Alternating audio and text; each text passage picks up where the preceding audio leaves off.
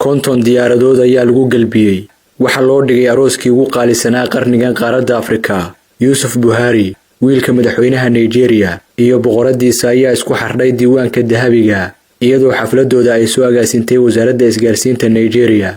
Madaxda galbeedka Afrika iyo kuwa Nigeria ayaa ka qayb galay arooska wiilka madaxweynaha. Sahra Nasir Ado Biera, oo ah gabadha curad ee mid ka mid ah hogaamiyaasha Islaamka ee ugu caansan Afrika, ayaa xiriir jacayl oo nafla qaybsiga la wadaagtay muddo 4 sano ah Yusuf Buhari, wiilka madaxweynaha Nigeria, kaasoo ay isku barteen jaamacadda Surrey ee dalka UK oo waxbarasho loogu diray. Sahra Nasir Ado Biera, oo ka dhalatay qoys dhaqameed culimo muslimiina, aadna loo sharfo oo noloshoodu tahay dabaqada sare, ayaa ku riyoon jirtay inay mar uun oori u noqoto wiil hantiile ah oo saameyn siyaasadeed leh. Waxaa si weyn loo adkeeyay ammaanka goobta ay ka dhacaysay xafladda arooska, iyadoo booliiska iyo militarigu ay ilaalinayeen qasrigooda.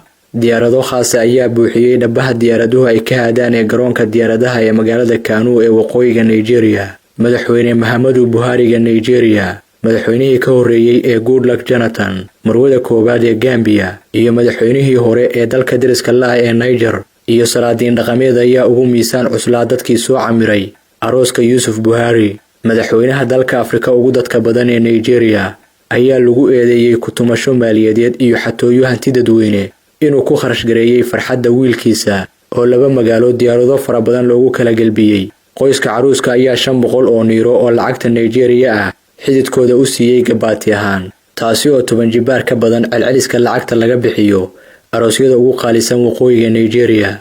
Wasiirka isgaarsiinta Nigeria, Isa Ali Bantami, ayaa gaashaanka u daruuray musuqa lagu eedeeyay dawladda, waxaana uu sheegay in lacagaha arooska laga soo bixiyay koonto xisaabeedka gaarka ah ee wiilka madaxweynaha. Damaashaadka farxadda arooska ayaa qasrigooda ka socday tan iyo goortii aabaha dhalay Sahra Nasir Ado si rasmi ah loogu caleema saaray amiirka Beji. Taariikhyahanada ayaa tilmaamay in arooska u dhaxeeyay qoyska madaxweynaha iyo qoyska boqortooyada uu ahaa mid aan horay uga dhicin Nigeria. Wariyaha BBC-da ee Nigeria Isxaaq Khalid ayaa sheegay in sawirada aroosadu ay buuq ka dhexdhaliyeen baraha bulshada, iyadoo dadka qaarkood ay dharkeeda ku tilmaameen mid anshax darro ah, sababtuna waa inay garbaheedu qaawanaayeen, halka kuwa kalena ay barbar istaageen oo ay baraha bulshada ka difaaceen.